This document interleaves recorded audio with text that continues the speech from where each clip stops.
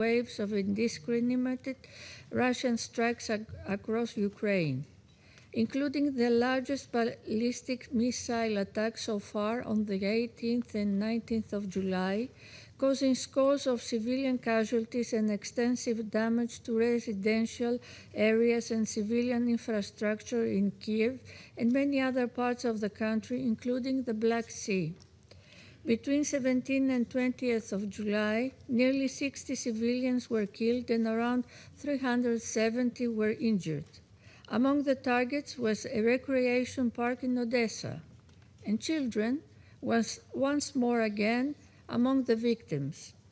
Russia has since renewed its attacks, resulting in further deaths and injuries and the destruction of civilian infrastructure.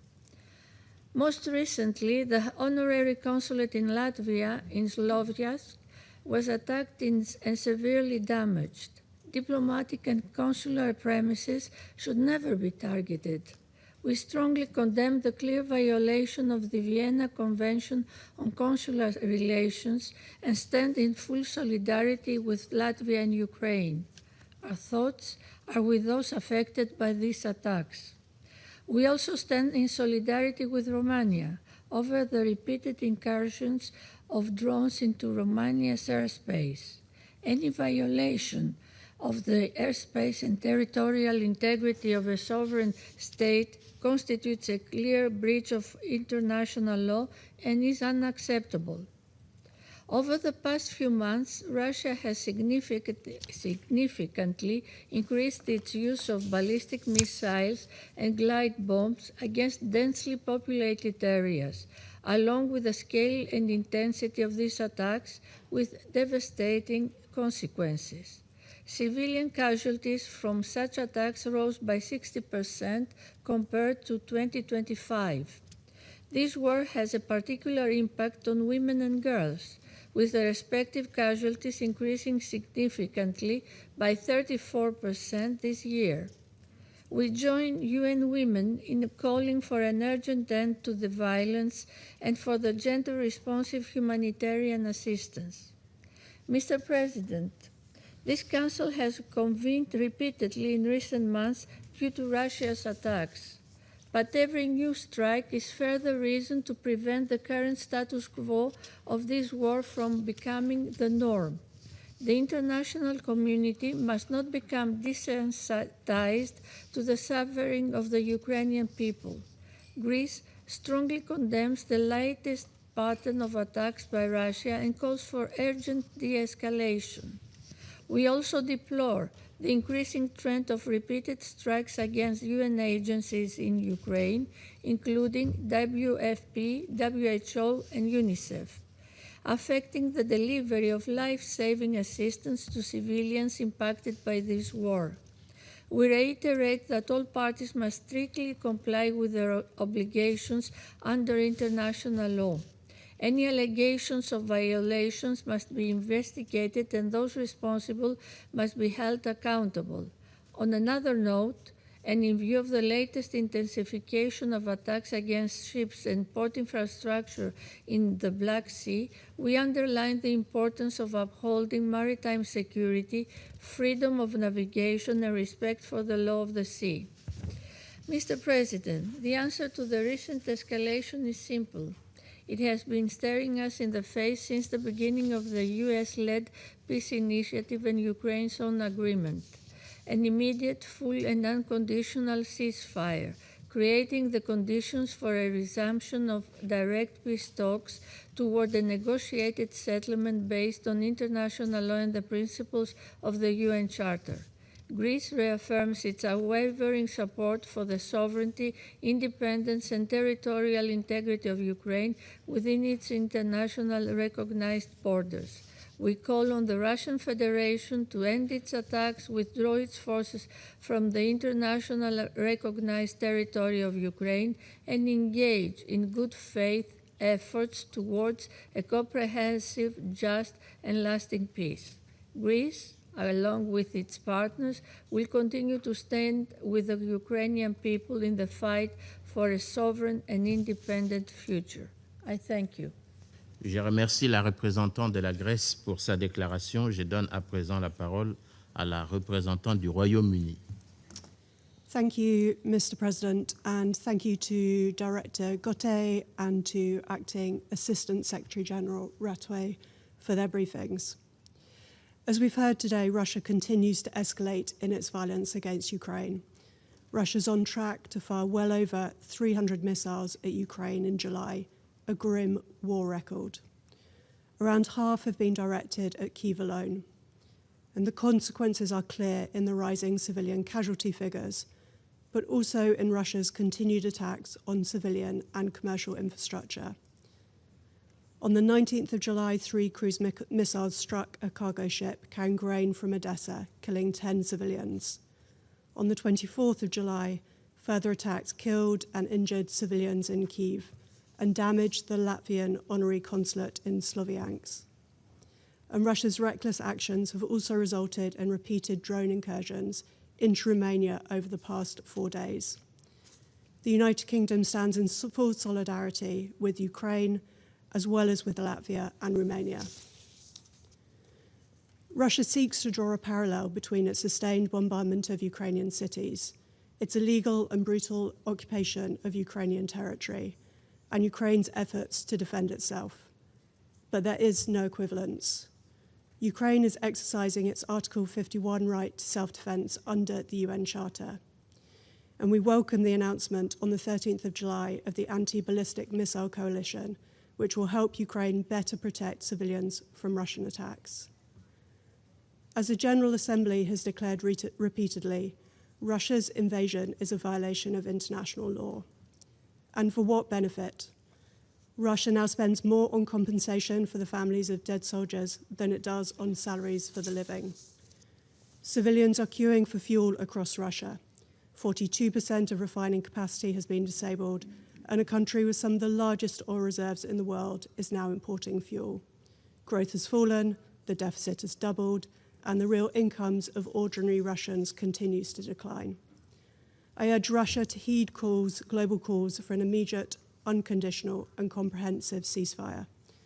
We all want a just and lasting peace in Ukraine, one that upholds the core principles of the UN Charter and is backed by security guarantees to prevent renewed aggression.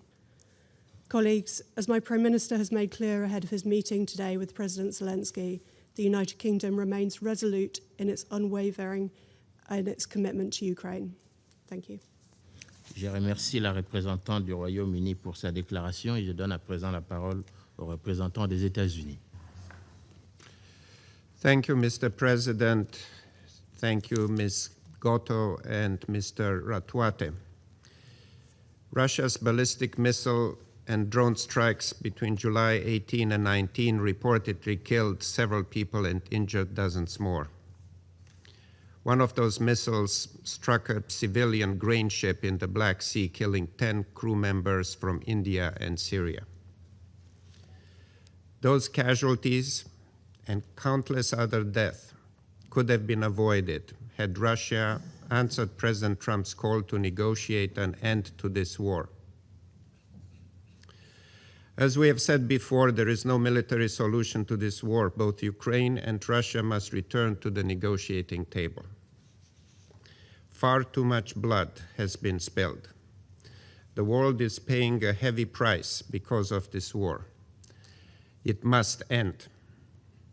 The United States renews its call for an immediate ceasefire and for Russia and Ukraine to negotiate in good faith a durable resolution of this war. The United States remains prepared to play a constructive role to achieve that outcome and to facilitate talks between Moscow and Kyiv. Our commitment to peace in Ukraine is unwavering.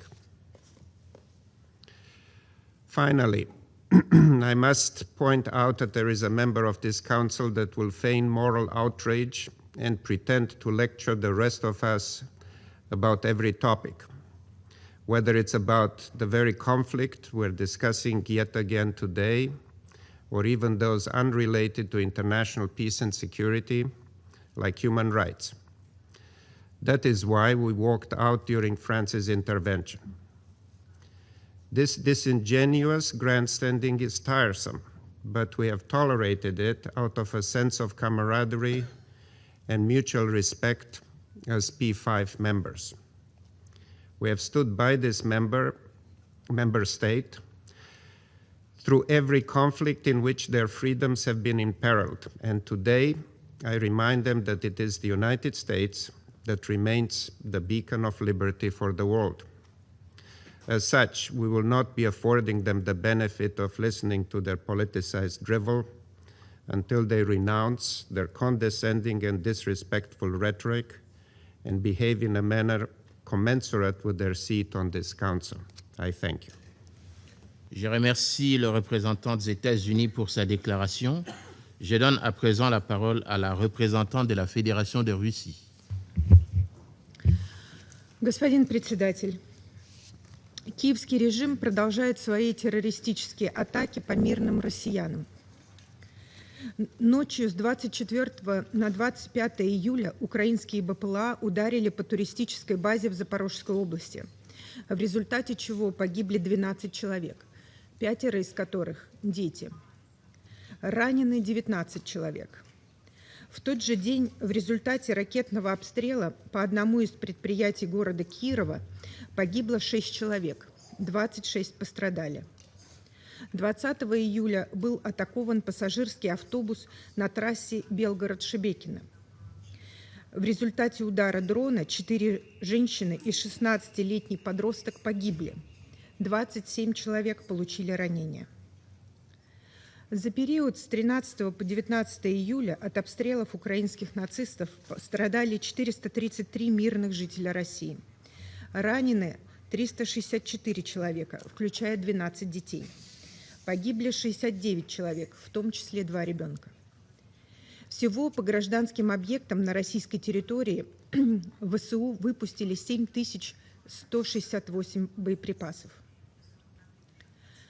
Украинские боевики не прекращают террор против персонала Запорожской АЭС. 15 июля в результате прицельного удара БПЛА ВСУ по служебному автомобилю погибли главный инженер станции Александр Яковлев и его водитель. Убийство специалистов, отвечающих за ядерную и радиационную безопасность, свидетельствует о стремлении Киева дезорганизовать управление АЭС и создать угрозу масштабной техногенной катастрофы. Как мы уже говорили на прошлом заседании, террор киевского режима все более интернационализируется. Ни территория Европы, ни иностранные операторы более не имеют иммунитета. С 17 по 20 июля были намеренно атакованы несколько танкеров у морского терминала Каспийского трубопроводного консорциума под Новороссийском, в том числе суда, зафрахтованные компаниями «Тенгиз-Шевройл» и «Казмунайгаз» в интересах нефтяной отрасли Казахстана. Это уже 5-е нападение на гражданские объекты консорциума, объединяющего крупнейшие энергетические предприятия России, Казахстана, США и стран Западной Европы. Коллеги, ни один нормальный человек не может оправдать целенаправленные удары по спящим туристам или автобусам с гражданскими лицами, хотя представитель Великобритании сегодня пыталась это сделать. Но мы рискнем взять на себя смелость и предположить следующее. Зеленский ошибочно рассчитывает таким образом переломить весьма неудачно складывающуюся для него ситуацию на фронте, запугать мирное население России, обеспечить информационный фон перемоги в украинских и западных СМИ с тем, чтобы продолжить получать оружие и деньги от спонсоров. Пособничество и участие западных стран в этих терактах сомнений не вызывает. Посмотрим на итоги состоявшейся 13 июля в Париже под сопредседательством Франции и Великобритании 15-й встречи так называемой коалиции желающих. Участники этой сходки заявили о намерении продолжать поставки вооружений Киеву, усиливать давление на Россию и оказывать Украине поддержку. Одновременно они потребовали немедленного прекращения огня на своих условиях, начала переговоров с Россией с позиции силы и при обязательном участии европейцев, сохранения блокировки российских активов и дальнейшего ужесточения санкций. Было также подтверждено намерение после прекращения огня снабдить киевский режим гарантиями безопасности, которые участники встречи попытались представить как исключительно оборонительные. Однако содержание итогового документа разоблачает эту словесную маскировку. В нем прямо говорится, что многонациональные силы должны будут восстановить потенциал ВСУ и оказывать Киеву поддержку на суше, в воздухе и на море. Иными словами, за громкими лозунгами о мире скрывается незамысловатый план – использовать передышку для перевооружения Киева и подготовки нового витка конфронтации с Россией. Мы это уже проходили. Так не будет. Обращаюсь к европейским участникам коалиции желающих. Размещение на территории Украины военных контингентов ваших государств будет означать иностранную интервенцию, создающую прямую угрозу безопасности России. Ваши подразделения будут рассматриваться нами как законные военные цели. Впрочем, подготовкой иностранных контингентов европейские столицы давно не ограничиваются.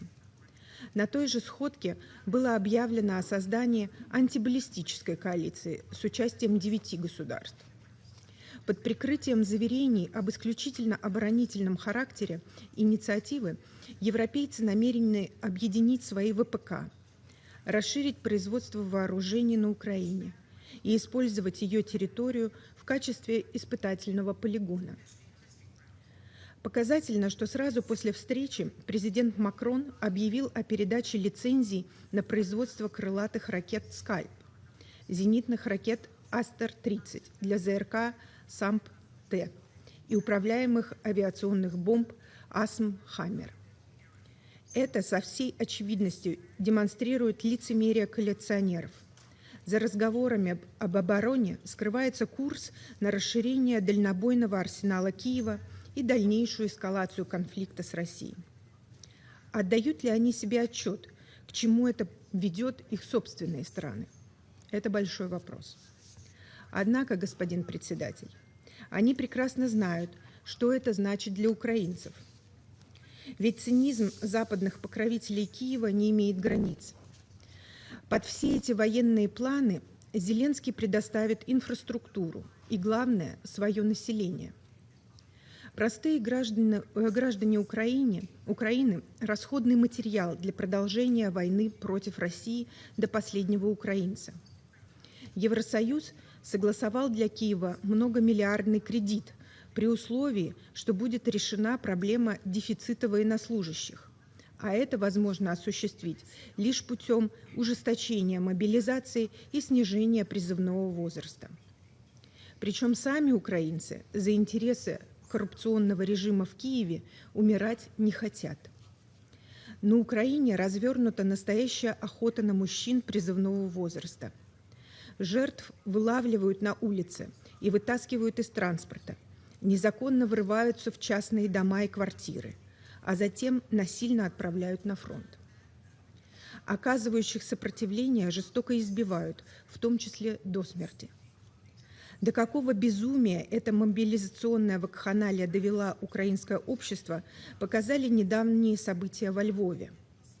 После того, как сотрудники ТЦК силой затолкали мужчину в автомобиль, сотни горожан окружили военкомов, разгромили их машину, а с одного из сотрудников сорвали одежду.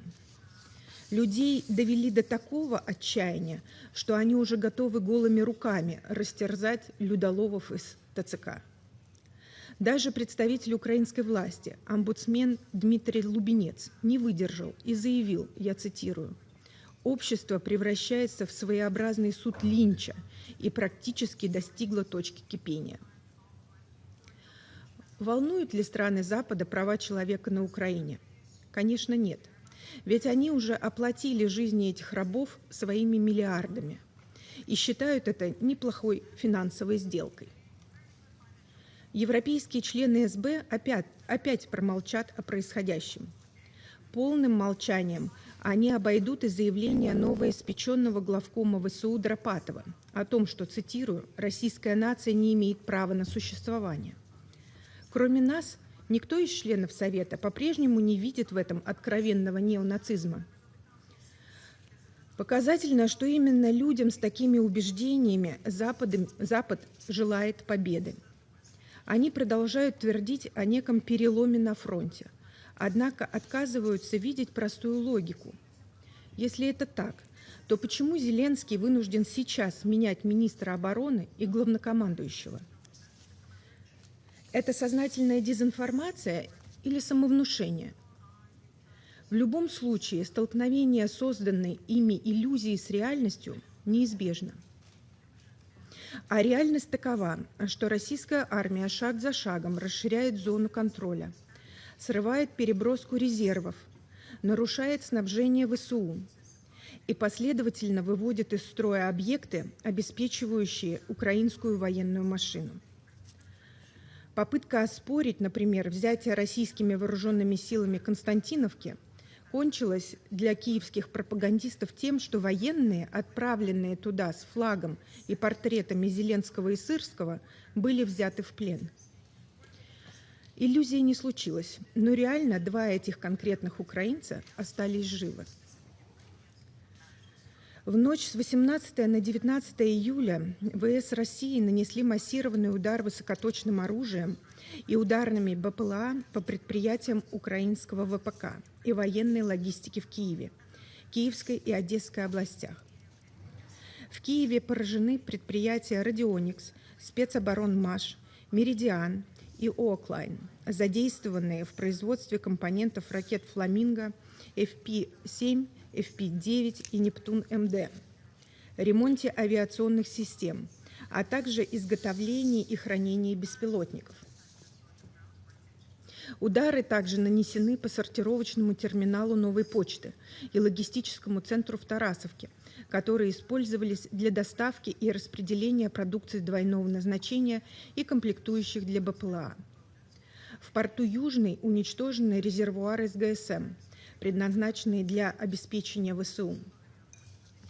24 июля нанесен групповой удар по объекту в пригороде Киева, где проводилась демонстрация БПЛА украинского и иностранного производства, тех БПЛА, которые используют для ударов по гражданским объектам на российской территории. Еще раз подчеркнем, что вооруженные силы России наносят удары исключительно по конкретным объектам, задействованных в обеспечении ВСУ. Само по себе формальное отнесение объекта к гражданской сфере не меняет характера его фактического использования. Киев же сознательно размещает военные производства, технику и склады в городской застройке, задействует гражданские предприятия и транспорт в интересах армии, а затем спекулирует на последствиях, пытаясь переложить на Россию ответственность за собственную практику милитаризации гражданской инфраструктуры и нарушения международного гуманитарного права.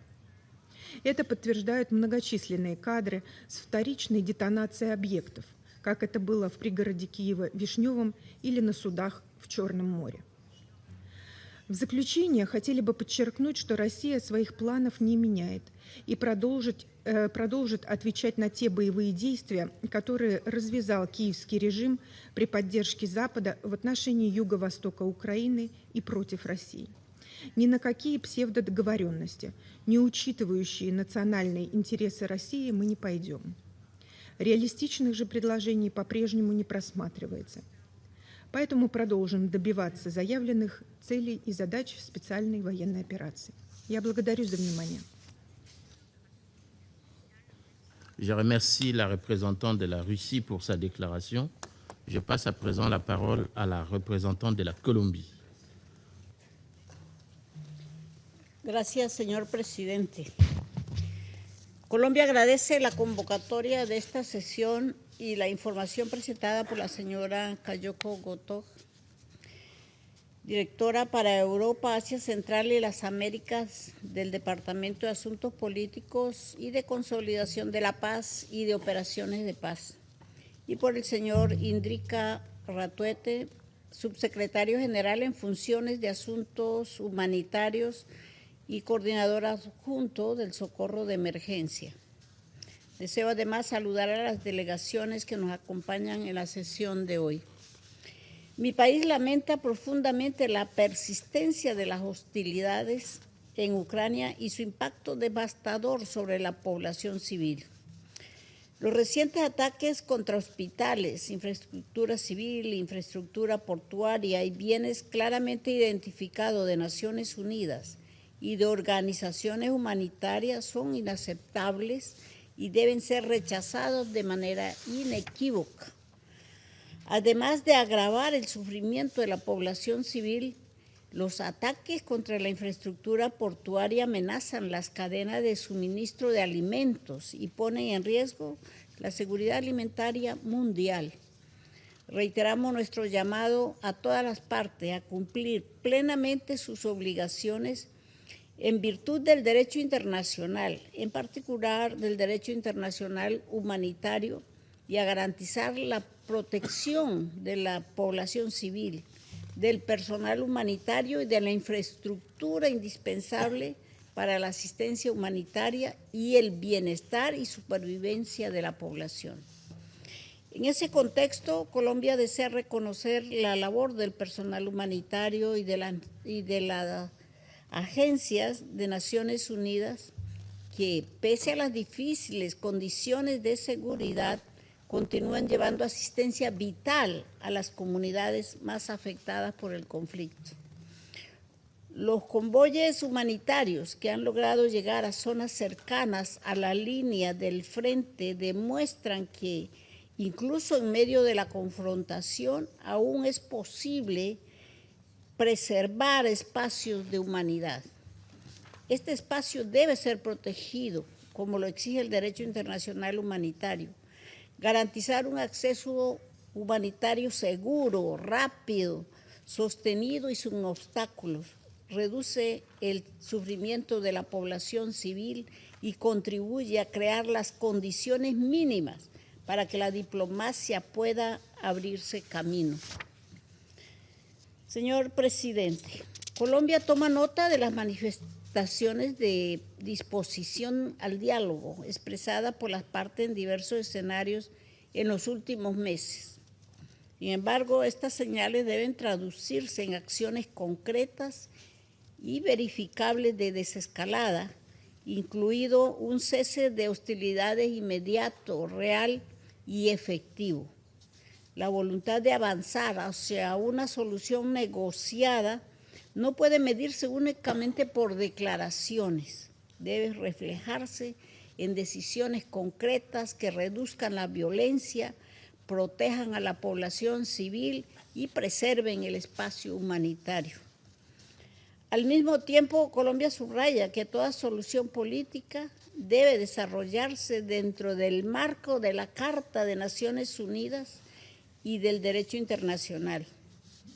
Precisamente por ello, mi país reitera su respaldo a todos los esfuerzos orientados a promover el diálogo, la diplomacia y la solución pacífica de las controversias, reconociendo su importancia para reducir tensiones y generar espacios de entendimiento entre las partes.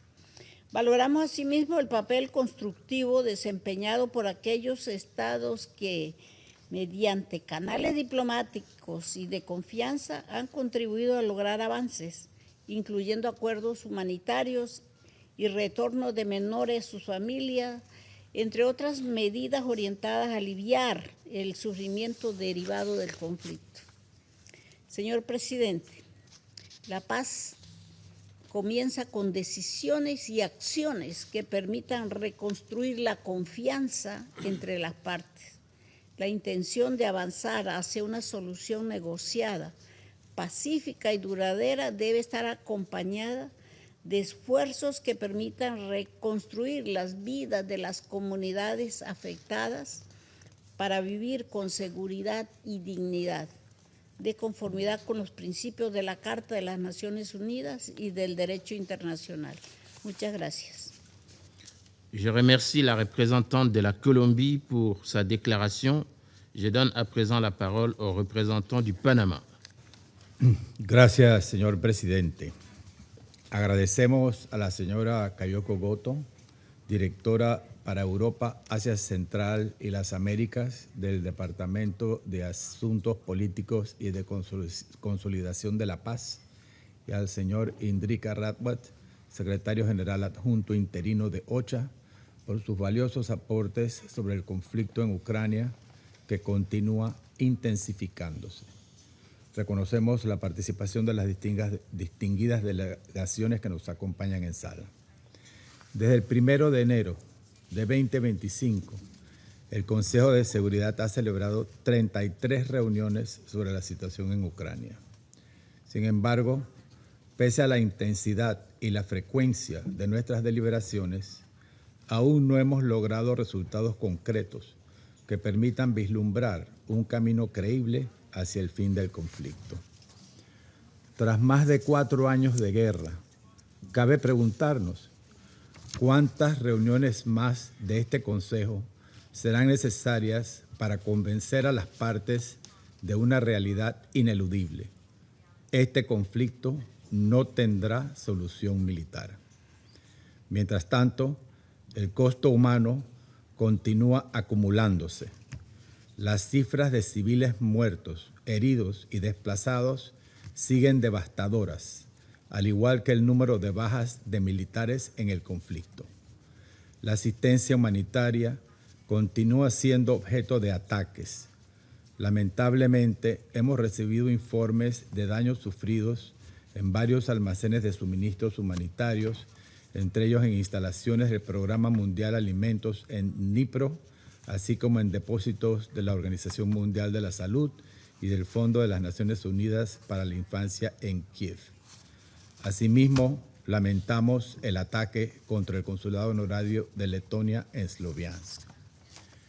También causa profunda preocupación el reclutamiento de jóvenes de distintas nacionalidades que participan como combatientes en este conflicto y que resultan susceptibles por causas raíces que merecen atención, y lamentamos también profundamente que algunos de ellos hayan perdido la vida.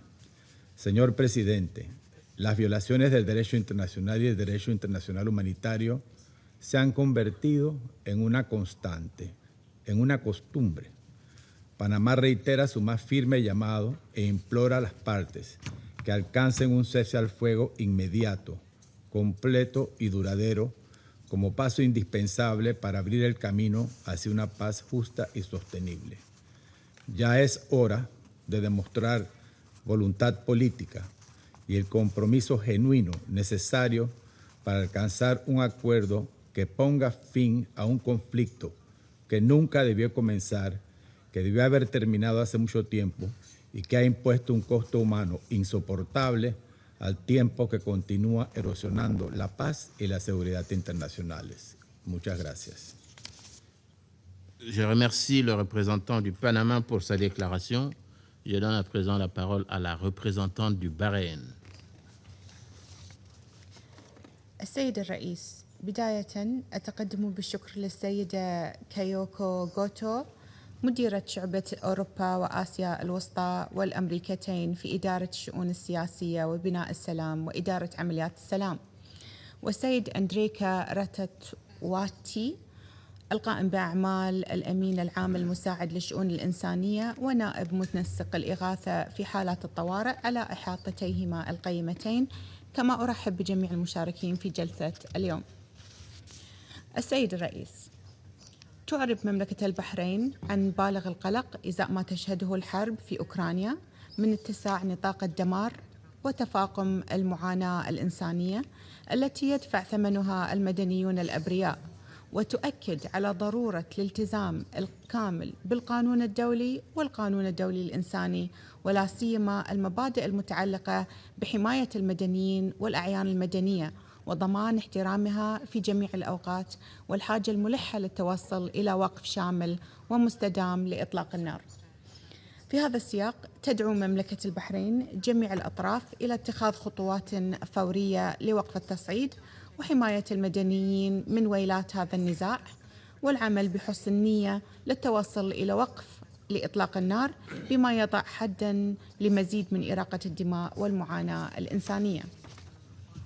كما تؤكد مملكة البحرين أهمية اعتماد آليات عملية وفعالة للتخفيف من الآثار الإنسانية للنزاع وضمان حماية العاملين في المجال الإنساني وتمكينهم من أداء مهامهم بأمان رغم الظروف بالغة الخطورة. كما وترحب مملكة البحرين بالجهود الإنسانية الإيجابية والبناءة الرامية إلى خفض التصعيد وبناء الثقة بين الأطراف بما يعزز فرص التوصل إلى حل سلمي للأزمة الأوكرانية عبر الحوار والدبلوماسية، ومن بينها الجهود الأخيرة لدولة الإمارات العربية المتحدة والتي شملت تبادل 320 أسيراً من الجانبين. السيد الرئيس، إن التوسع في استخدام الصواريخ البالستية والطائرات المسيرة في النزاعات المسلحة يسهم في مضاعفة حجم الدمار والخسائر البشرية، ويزيد من تعقيد الجهود الرامية إلى تحقيق السلام. وفي هذا الإطار تجدد مملكة البحرين تحذيرها من المخاطر المتزايدة الناجمة عن الاستخدام المتنامي للصواريخ البالستية والطائرات المسيرة في النزاعات، ولا سيما في الوقت الذي تتعرض فيه مملكة البحرين والدول الإقليمية لهجمات آثمة بالصواريخ البالستية والطائرات المسيرة العدائية من إيران، في انتهاك صارخ للقانون الدولي بما في ذلك القانون الدولي الإنساني وقرار مجلس الأمن رقم 2817، رغم أن المملكة ليست طرفاً في هذا النزاع. ختاماً، السيد الرئيس، تجدد مملكة البحرين دعمها لجميع الجهود الرامية إلى التوصل إلى حل سلمي ومستدام عبر الحوار والمفاوضات الدبلوماسية بما يتوافق مع مبادئ ميثاق الأمم المتحدة وأحكام القانون الدولي وقرار مجلس الأمن رقم 2774. وشكرا السيد الرئيس. Je remercie la représentante du Bahreïn pour sa déclaration. Je donne à présent la parole au représentant de la Chine.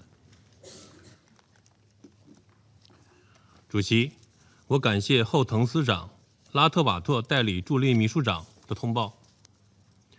当前乌克兰问题局势发展令人担忧，近期发生多起袭击事件，当事双方出现大量人员伤亡和基础设施损毁，冲突烈度持续升级，民众苦难日益加剧，是各方都不愿看到的。这一趋势十分危险，必须尽快加以扭转。我谈3点。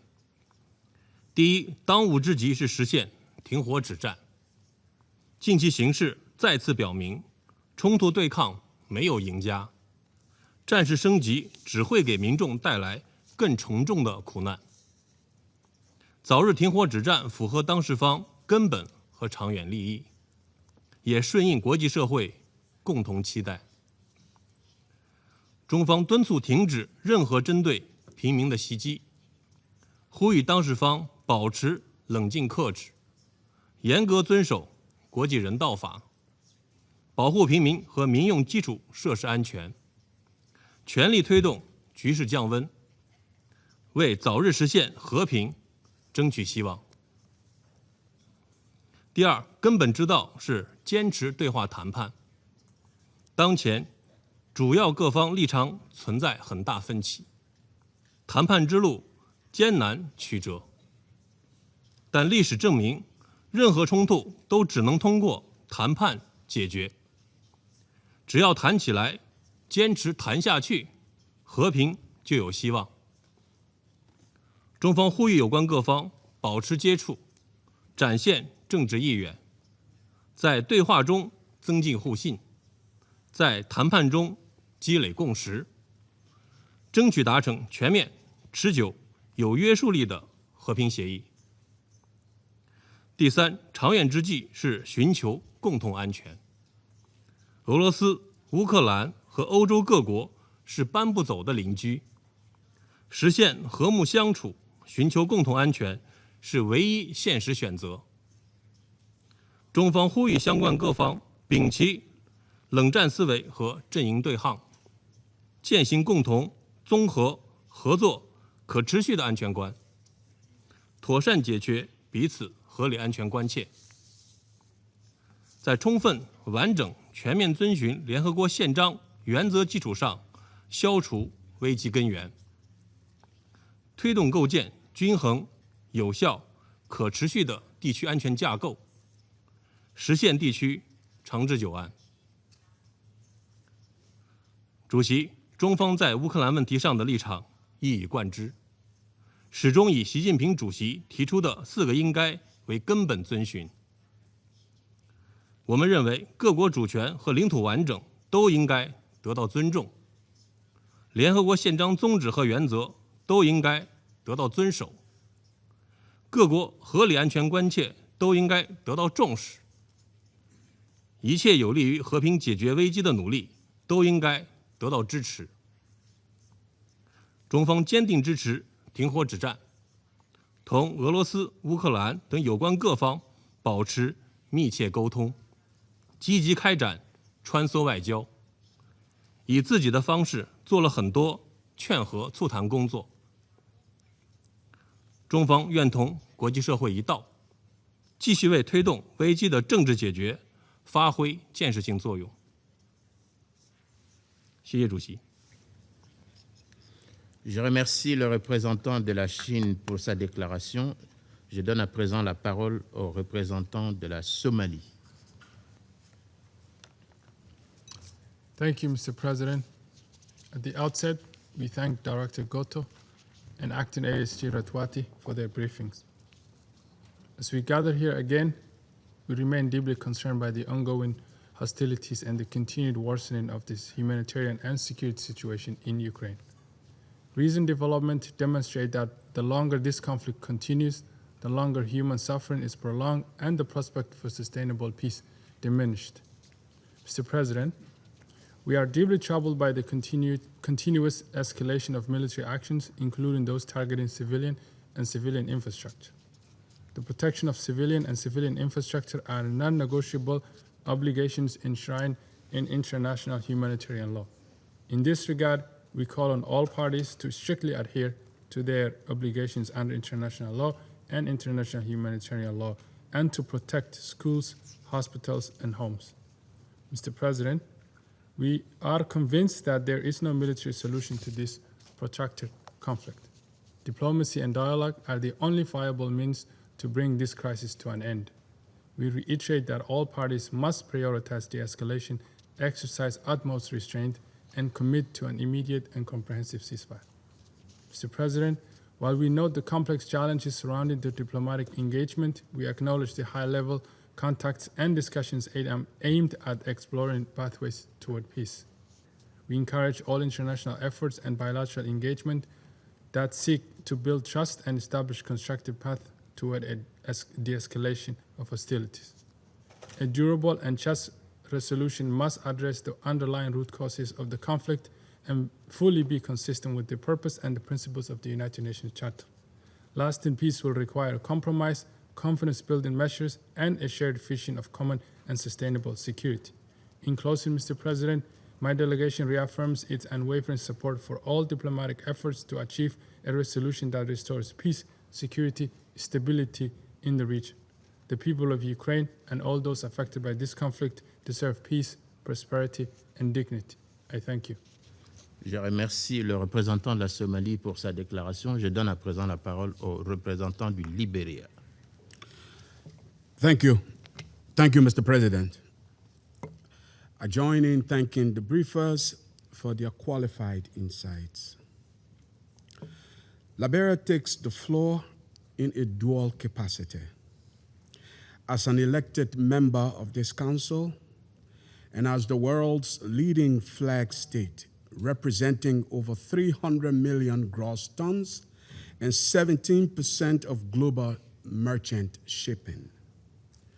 We speak from the decks of targeted civilian vessels, on behalf of targeted civilian crews on the high seas, and an international economy straining under the weight of the war in Ukraine. Mr. President, in the strongest terms, Liberia condemns the strike on the LPG tanker Gas Lisbon in international waters, which killed one civilian seafarer and injured 3 others. We extend our deepest condolences to his family and our solidarity to the survivors. These mariners wore no uniform, no military uniforms, carried no weapons, and sought no combat. They were civilian workers keeping the world powered and fed. The subsequent damage to the bulk carrier Christiana B confirms that these attacks are no longer isolated incidents.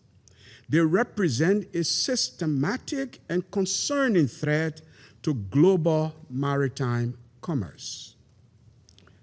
Excellencies, attacks on merchant shipping are not merely tragic incidents. They are direct violations of international humanitarian law, breaches of International Maritime Organization safety norms, and a flagrant denial of the freedom of the high seas guaranteed under Article 87 of UNCLOS. When combat zones engulf international waters, the consequences do not stop at the Black Sea coast. More than 80% of global trade moves by sea. When maritime trade routes become shooting galleries, war risk insurance spikes, supply chains stall, and energy and food prices, as we have heard, surge. For developing nations, particularly across Africa, these translate directly into higher fuel prices at the pump, pricing of food on the family table, and an unjust tax on the developing world paid by ordinary citizens, most of whom cannot afford it. While the destruction within Ukraine and the expanding theater of the war is devastating, including to civilians and civilians' infrastructure, and in the deaths of civilians, and especially attacks, heartbreaking attacks against civilian infrastructure, its ripple effect on global food and energy security affects us all. This brings us, therefore, to the fundamental reality of this crisis. We view the persistent refusal to abandon military escalation not as strength, but as a fatal diplomatic intransigence, a tragic unwillingness to face the inescapable truth of this conflict. History offers us a stark, unyielding lesson. When this war finally ends, as all wars inevitably do, it will end at a negotiation table with mostly the same diplomatic interventions that are available to the parties today. The principles of sovereignty and international law will not change. The only difference between a settlement reached today and a settlement reached years from now is the intervening death, irreversible destruction, and wasted human life that no treaty can ever undo.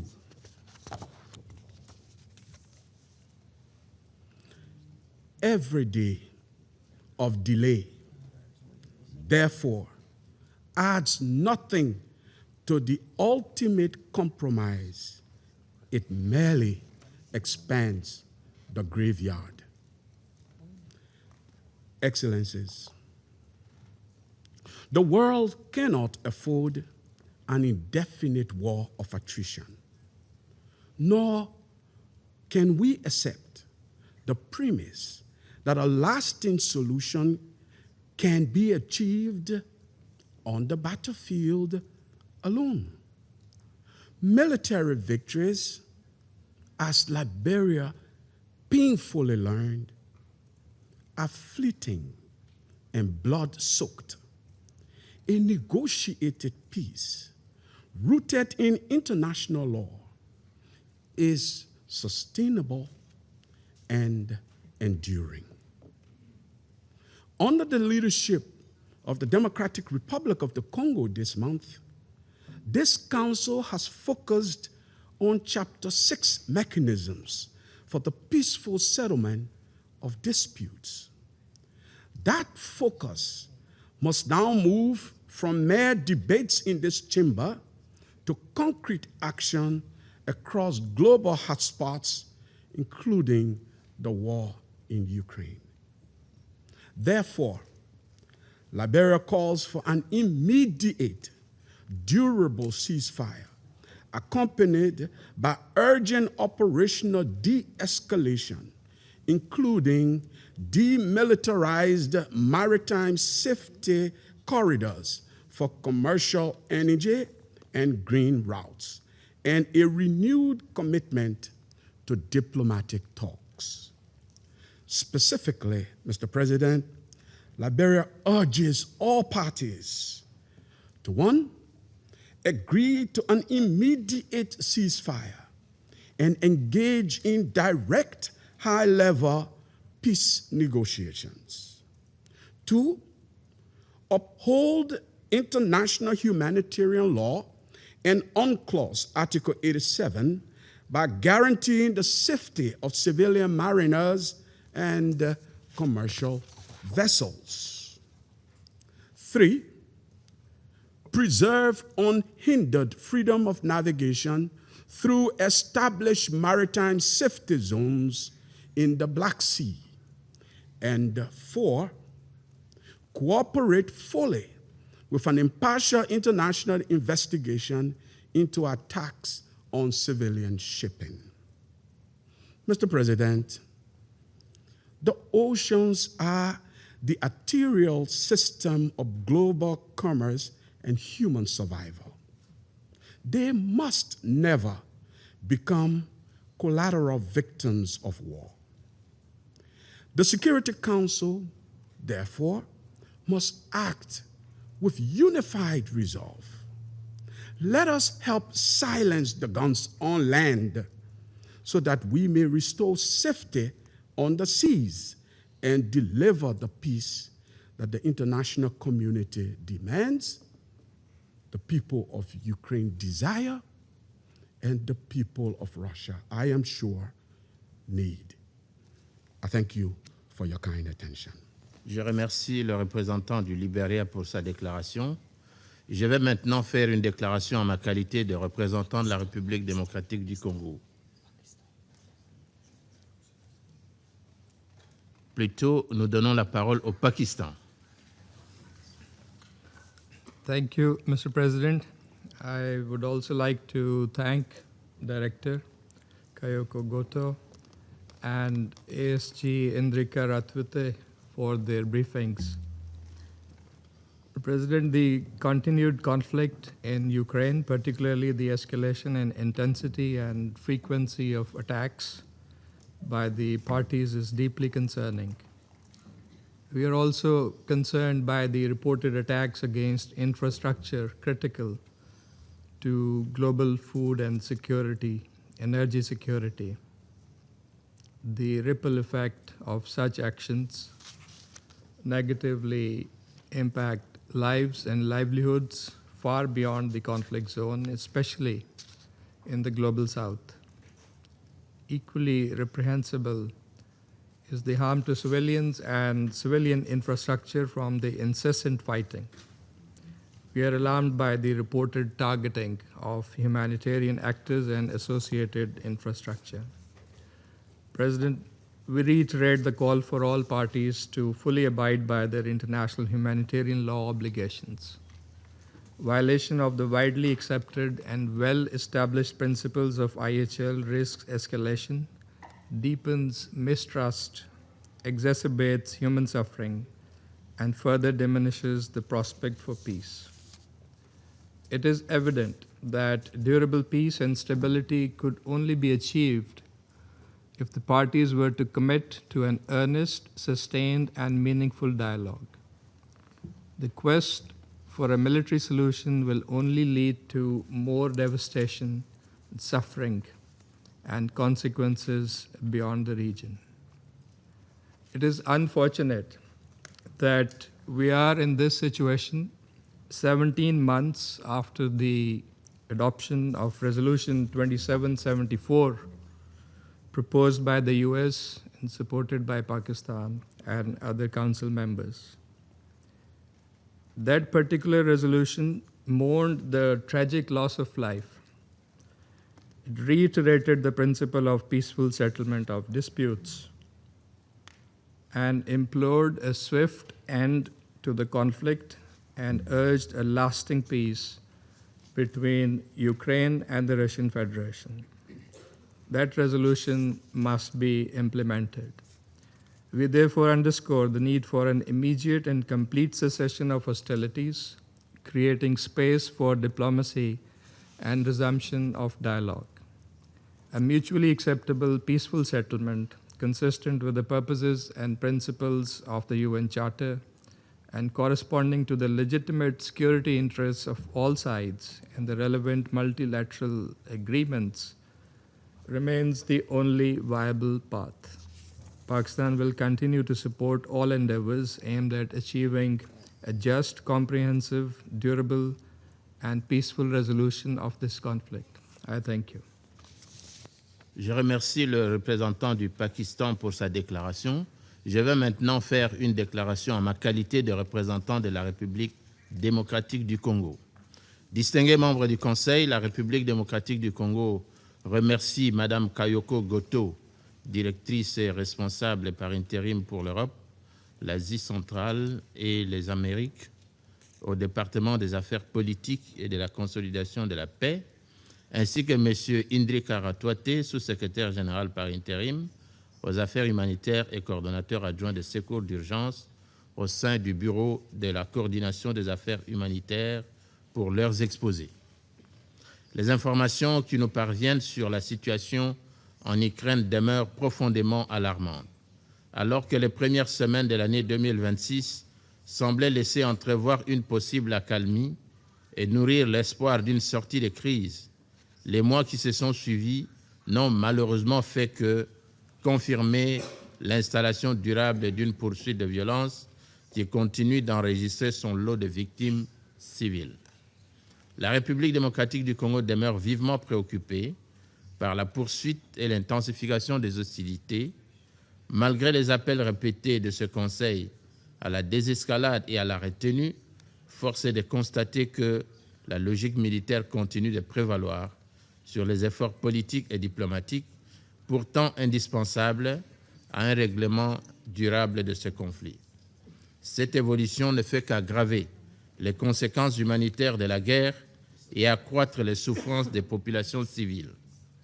Les informations portées à la connaissance du Conseil au cours de ces derniers jours, tout comme les développements évoqués par nos intervenants, rappellent une fois encore l'urgence de mettre fin aux souffrances des populations meurtries et exténuées par plus de 4 années de guerre. La République démocratique du Congo exprime sa profonde compassion à toutes les victimes civiles de ce conflit et réaffirme sa solidarité avec les populations affectées où qu'elles se trouvent. Nous saisissons également cette tribune pour rappeler que les populations civiles, au même titre que les infrastructures indispensables à leur survie, ne doivent jamais être prises pour cible et doivent pleinement être protégées conformément au droit international humanitaire. En effet, Notre indignation ne peut être que plus vive lorsque les statistiques présentées par la mission de surveillance des droits de l'homme des Nations Unies en Ukraine font état d'une augmentation de 37% du nombre de victimes civiles au premier semestre 2026 par rapport à la même période en 2025. Ces chiffres illustrent avec force le coût humain grandissant du conflit et confirment que la poursuite de la logique militaire continue de frapper durement les populations civiles de part et d'autre de la frontière. Distingué membre du Conseil, réaffirmant son profond attachement aux buts et principes de la Charte des Nations Unies, ainsi qu'au respect du droit international et du droit international humanitaire, la République démocratique du Congo rappelle qu'il ne saurait y avoir de solution militaire à ce conflit. Chaque nouvelle offensive, quelle qu'en soit l'origine, prolonge le continuum de violence, accroît les souffrances humaines et éloigne davantage les perspectives d'une paix durable.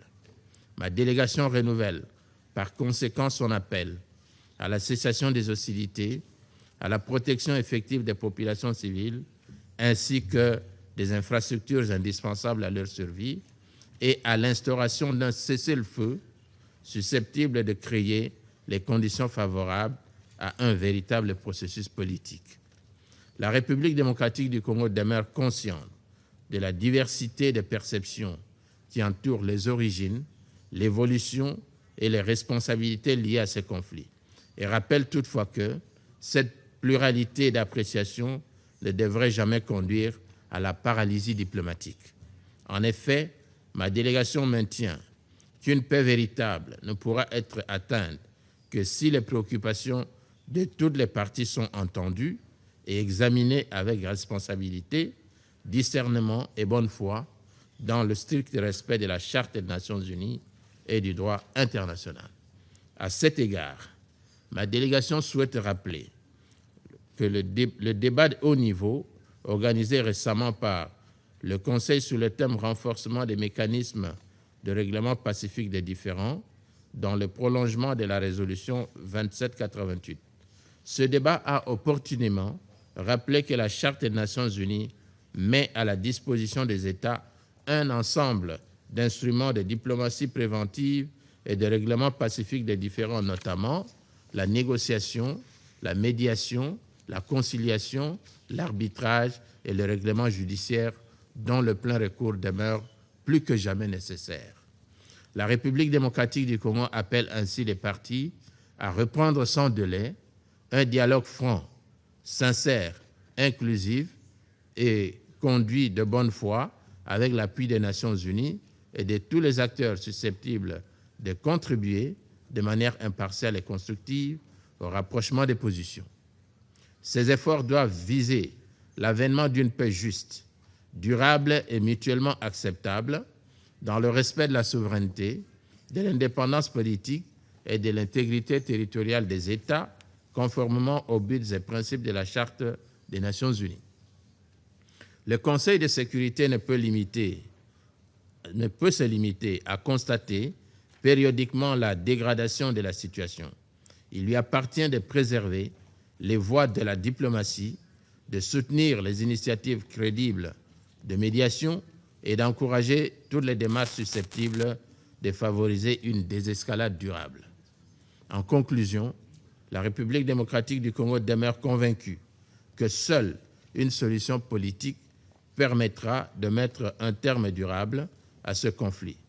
Notre responsabilité collective est de faire taire les armes, d'interrompre la poursuite de violences qui frappent les populations civiles et de créer les conditions propices à une paix juste, durable et mutuellement acceptable. À cette fin, ma délégation continuera d'appuyer toute initiative crédible fondée sur le dialogue, la diplomatie préventive et le règlement pacifique des différends, conformément aux buts et principes de la Charte des Nations Unies. Je reprends à présent mes fonctions de président du Conseil.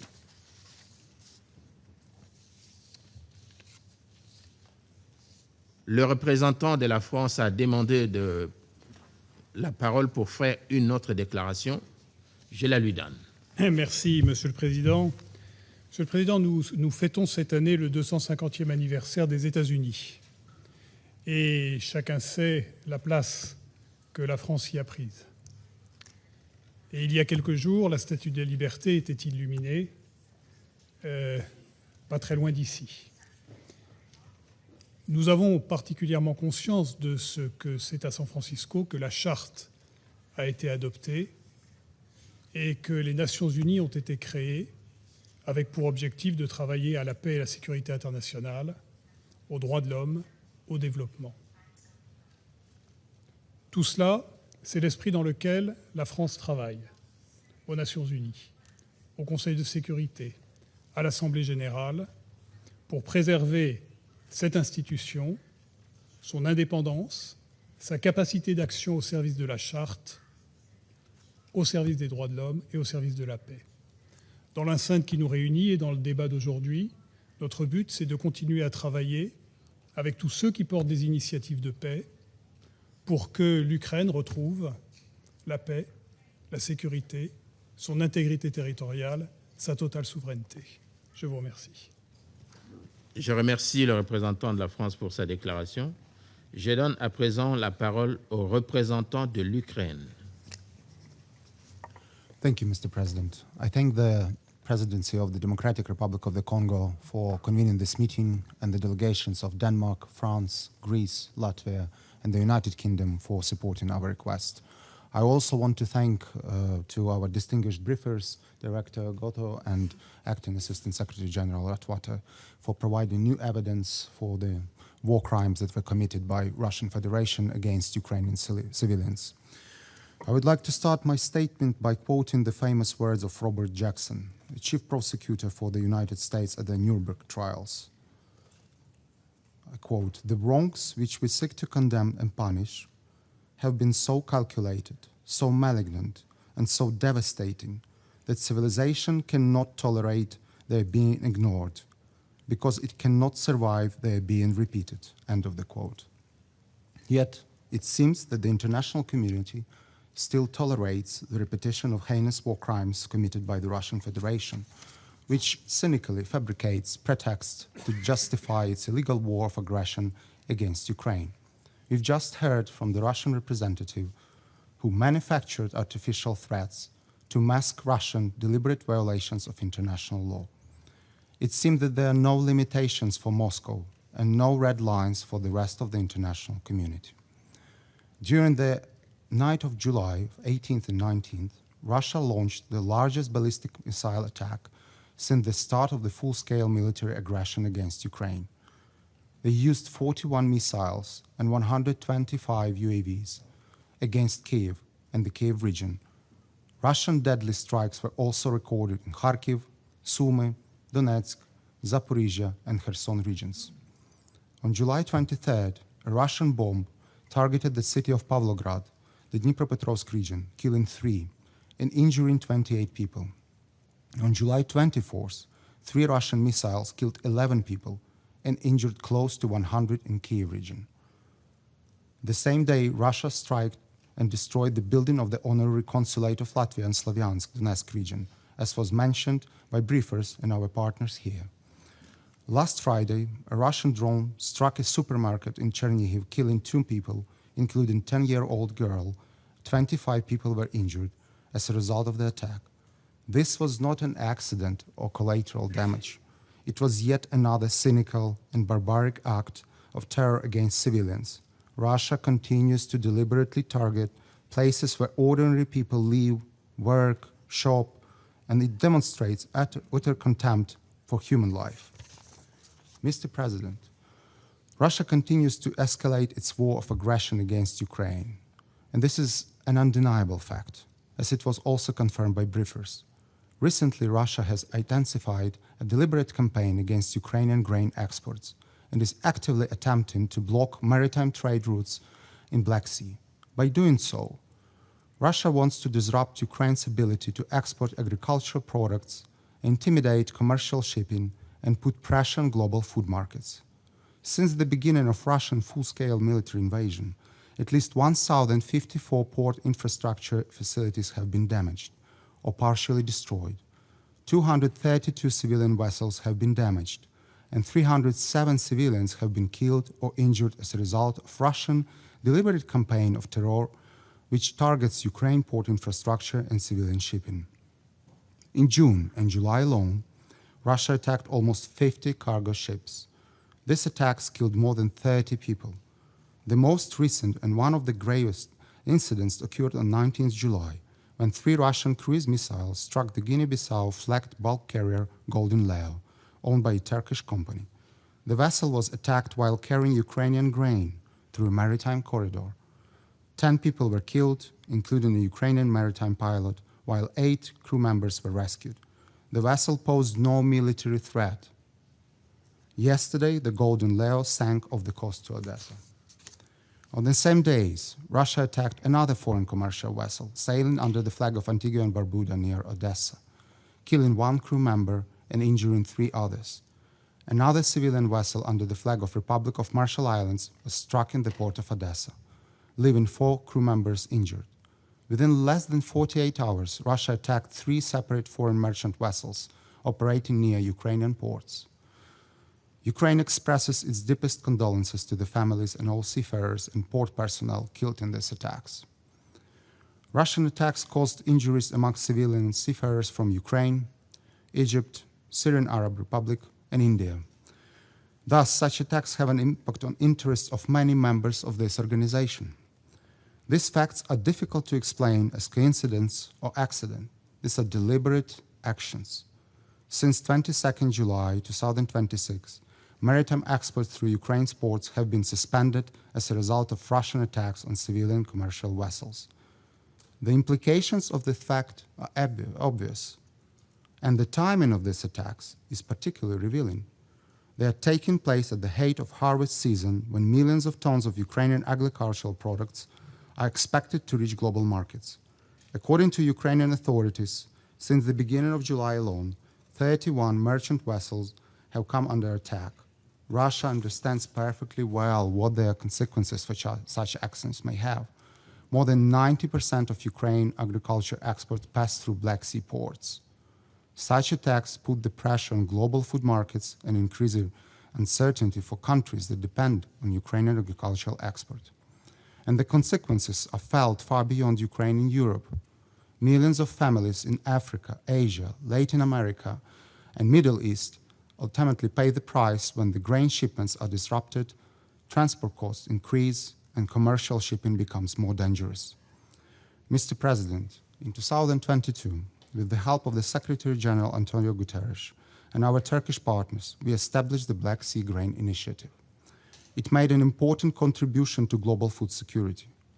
Russia later withdrew from the initiative unilaterally.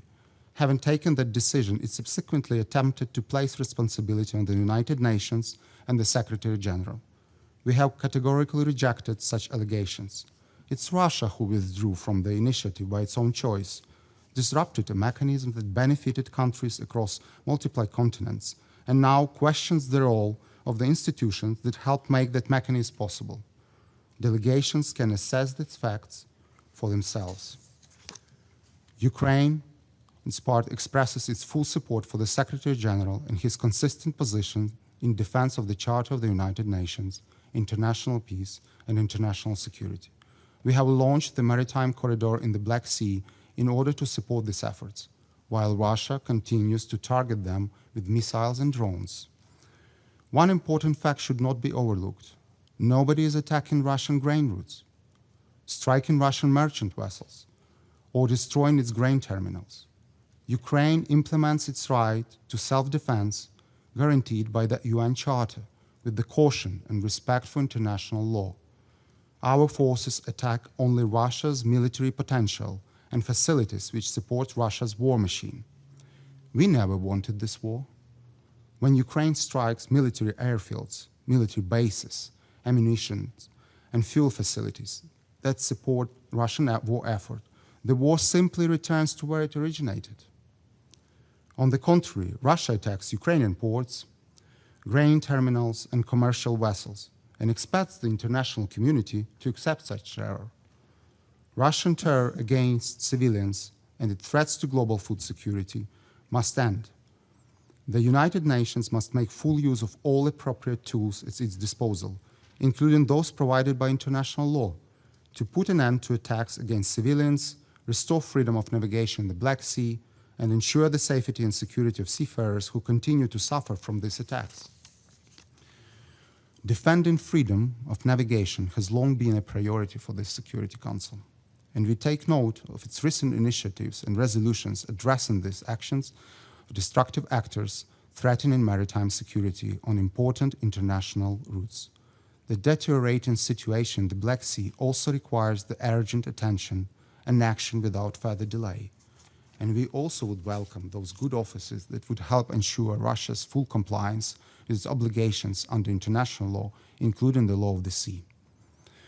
Mr. President, yet Russia's war of aggression against Ukraine extends far beyond the missile strikes, attacks against ports, or attempts to disrupt global food supplies. While the world sees burning ships in the Black Sea and destroyed apartment buildings in Ukrainian cities, tens of thousands of Ukrainians remain trapped behind prison walls in the temporarily occupied territories and inside Russian Federation itself. Their only crime was defending their country, refusing occupation, speaking Ukrainian, or remaining loyal to their homeland. 96% of released Ukrainian prisoners of war interviewed by the OHCHR reported torture or other forms of ill treatment. Nearly 90% reported conflict-related sexual violence. At least 109 Ukrainian prisoners of war have been executed after capture, while dozens more have died in custody.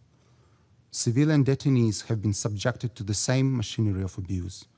Torture remains widespread and systematic. At least 182 civilians have been executed in areas under Russian control, including in places of detention. Many others never returned alive from captivity. The return of all our citizens is of paramount importance for us and the United Nations and the international community, and we should play an active role in this process. Every day spent in Russian captivity is another day of suffering that international law was created to prevent.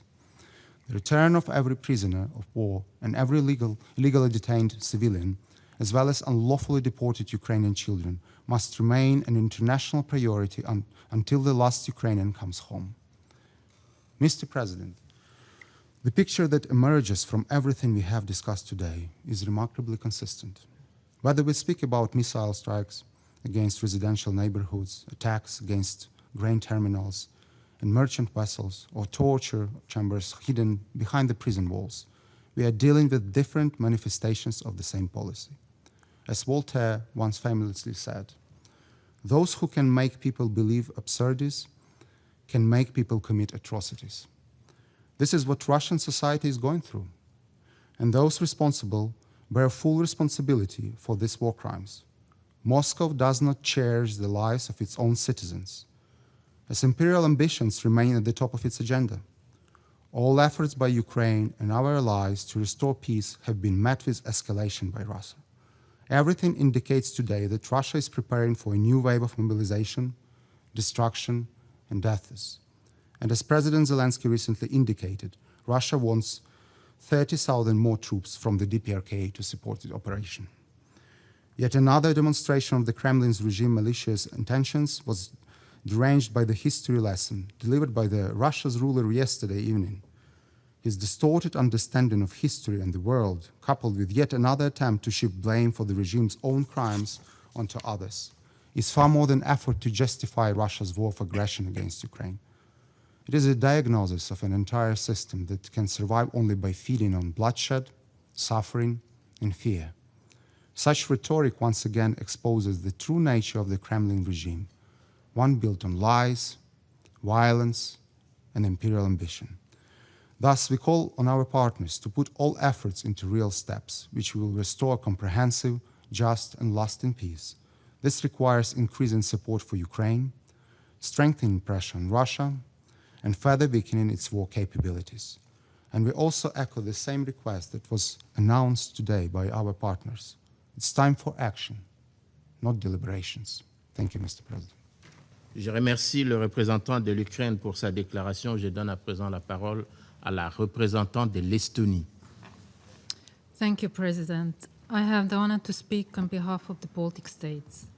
We align ourselves with the statement of the European Union. Now in the 5th year of its full-scale aggression against Ukraine, Russia shows no signs of abandoning its imperialistic objectives in subjugating Ukraine. Recent weeks have seen some of the most intensive aerial attacks since the full-scale invasion began.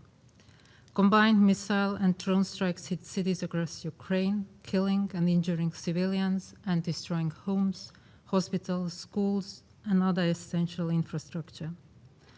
A Russian strike on a UNICEF warehouse in Bilohorodka destroyed humanitarian supplies worth nearly $4 million.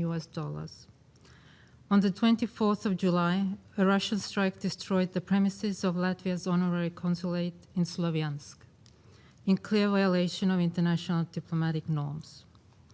We condemn these unlawful and typical attacks in the strongest possible terms. Unable to break Ukraine's resistance, Russia seeks to terrorize the population through intensified so-called human safari drone attacks near the front lines. Attacks against civilians and civilian objects, as well as indiscriminate attacks, are prohibited under international humanitarian law. Destroying essential infrastructure on which millions depend serves no legitimate military purpose. The same pattern is evident in the Black Sea. With the harvest season on the way, Russia is attacking grain-carrying civilian cargo ships, leaving dozens of international crew members from Egypt, Syria, India killed and injured. Deliberately disrupting Ukraine's maritime export corridor, Russia is targeting global food markets, raising risk of hunger for millions in Africa, Asia, and the Middle East.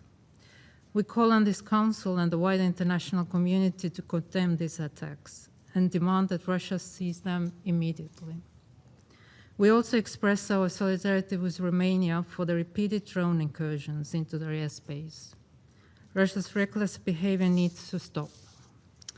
Mr. President, Russia's armed and security forces have been repeatedly listed in the annexes to the Secretary General's reports for grave violation against children and are now also listed for conflict-related sexual violence, following the verification of 310 cases of such violence against Ukrainians. Security Council Resolution 2242 welcomed the Secretary General's decision that all countries repeatedly listed in the annexes to his reports are prohibited from participating in UN peacekeeping operations. Forces repeatedly implicated in these abuses cannot credibly protect vulnerable populations under the UN flag. We urge the Secretary General to apply this decision consistently and the Council to uphold and implement its unanimously adopted resolution. We urge Russia to immediately end the indoctrination and militarization of Ukrainian children and ensure the return of all those unlawfully deported and forcibly transferred. We also urge Russia to release all Ukrainian prisoners of war and unlawfully detained civilians and ensure safe and unhindered humanitarian access to all those in need, including in Ukraine's temporarily occupied territories. Every victim deserves justice, and Russia's actions must be met with accountability. We support the International Criminal Court and the swift establishment and operationalization of the Special Tribunal for the Crime of Aggression against Ukraine. We call on all member states to support and assist the ICC and the Special Tribunal in their mission to fight impunity, bring justice to victims, and prevent future international crimes. The Baltic states reiterate their call for an immediate, full, and unconditional ceasefire as the first step towards a just and lasting peace in Ukraine, grounded in the UN Charter and international law. Such peace cannot be imposed upon Ukraine or reward aggression. We will continue to stand with Ukraine and reaffirm our unwavering support for its independence, sovereignty, and territorial integrity within its internationally recognized borders. I thank you. Je remercie la représentante de l'Estonie pour sa déclaration. Je donne à présent la parole à M. Quentin Weiler de la délégation de l'Union européenne auprès de l'Organisation des Nations Unies. Merci, Monsieur le Président. I have the honor of delivering this statement on behalf of the European Union and its member states. The candidate countries, North Macedonia, Montenegro, Albania, Ukraine, the Republic of Moldova, Bosnia-Herzegovina, and Georgia, as well as Andorra, align themselves with this statement. I thanked the DRC presidency for convening this meeting, and I thank the briefers for the factual updates. The death and destruction caused by Russia's unprovoked aggression against Ukraine continues unabated. The UN has verified over 2,000 civilian casualties in June alone, the highest in 4 years. Almost all occurred in Ukraine's urban centers as a result of Russian aerial bombardments. While the world demands a ceasefire and negotiations, Russia responds with brutal attacks against Ukraine's cities and their population. Last week, it destroyed Latvia's honorary consulate in Sloviansk, and as others in this room, I express full solidarity with Latvia. We are now also seeing a trend of attacks against humanitarian workers, bringing relief to people living close to the front lines. By every standard is it set for itself, Russia is not achieving its objectives. It spends 40% of its budget on its military and security. It has suffered over 1 million casualties for minimal territorial gains. It stands isolated internationally, and its economy is under heavy strain. The fact that this cynical brutality against civilians is now fueled by Russians' desperation with its failure on the battlefield excuses neither its inhumanity nor its blatant violations under international law. In fact, it compounds them both. The EU continues to stand firmly in defense of international law as enshrined in the UN Charter. We will continue to support Ukraine in exercising its inherent right to self-defense under Article 51 of the Charter. We have mobilized over 200 billion euros to this end, all in response to an illegal invasion by a permanent member of this Council. We continue to call for a full, unconditional and immediate ceasefire, as well as a comprehensive, just and lasting peace in Ukraine, based on international law, including the UN Charter. We call on Russia and its ally Belarus to immediately ensure the safe and unconditional return of all unlawfully deported and transferred Ukrainian children. We urge all countries, including the members of this Council, to cease any assistance or diplomatic cover to Russia, whether direct or indirect. Colleagues, Russia cannot succeed in changing borders by force or in escaping accountability for its actions. The sooner Russia realizes this, and the sooner it ends its aggression and comes to the negotiating table, the sooner this senseless cycle of death and destruction has a chance to end. We urge all members of this Council to work with us in pressuring Russia to do so and to ensure full accountability for war crimes and the other most serious crimes committed in this war of aggression. The time for a ceasefire is now. I thank you, Mr. President. Je remercie M. Weiler pour sa déclaration. Je donne à présent la parole au représentant de la Pologne. Monsieur le Président, I thank the Democratic Republic of the Congo for convening this meeting. I'll also thank the briefers for the informative presentations. Despite heavy losses on the battlefield and mounting economic problems, Russia remains unwilling to end its war of aggression against Ukraine. On the contrary, it systematically targets Ukrainian civilian infrastructure, causing civilian casualties and depriving thousands of people of access to essential services. Last week, Russia added the honorary consulate of Latvia in Sloviansk to the deliberate targets of its strikes. Poland condemns these actions in the strongest possible terms and calls, yet again, on Russia to stop the war. The recent escalation of Russian attacks against Ukraine's Black Sea ports and commercial vessels is already disrupting maritime traffic and poses a serious threat to Ukraine's export capacity, particularly with regard to agricultural products. These deliberate attacks undermine not only Ukraine's economy, but also global food security and the fundamental principle of freedom of navigation. Poland strongly condemns the recent drone incursions into Romanian airspace. Russia's provocations, especially across the eastern flank of NATO, from Estonia through Poland to Romania and other allies, are clear violations of international law. Mr. President, this Council has repeatedly heard Moscow's narrative about the alleged root causes of the war and its so-called legitimate security concerns. These are propaganda slogans that bear no resemblance to reality.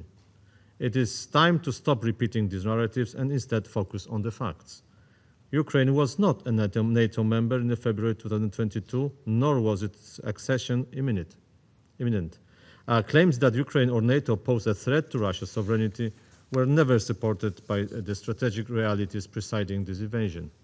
Indeed, when one listens to Russia's bizarre justification for this war, it becomes increasingly difficult to understand what really objectives Moscow claims to be pursuing. Its explanations are detached from reality. We therefore call on all members of this Council to reject these false narratives and remain guided by the facts. And the fact is that Russia's revisionist neo-colonial policy long predates 2022. For years, Moscow has sought to preserve a sphere of influence over its neighbors through military aggression, coercive diplomacy, economic pressure, cyber operations, and disinformation. This is not the behavior of a state acting in self-defense. This is the behavior of a state pursuing domination and imperialism. Russia's rhetoric about the legitimate security concerns reflects its outdated imperial mindset rather than any genuine response to an immediate threat. It is Russia that has become the principal source of insecurity in Europe. The only way to address the so-called root causes of this war is for Russia to change its own policy. In the meantime, Ukraine has an inherent right to defend itself against Russia, as enshrined in Article 51 of the UN Charter. Mr. President, the path to peace is clear. It requires pressure on Russia by the international community, including the members of this Council, so that Russia finally engages in meaningful negotiations. We call on all the United Nations member states committed to peace, international law, and the Charter to strengthen these efforts. And I thank you. Je remercie le représentant de la Pologne pour sa déclaration. Il n'y a plus d'oratrices ou d'orateurs inscrits sur la liste. La séance est levée.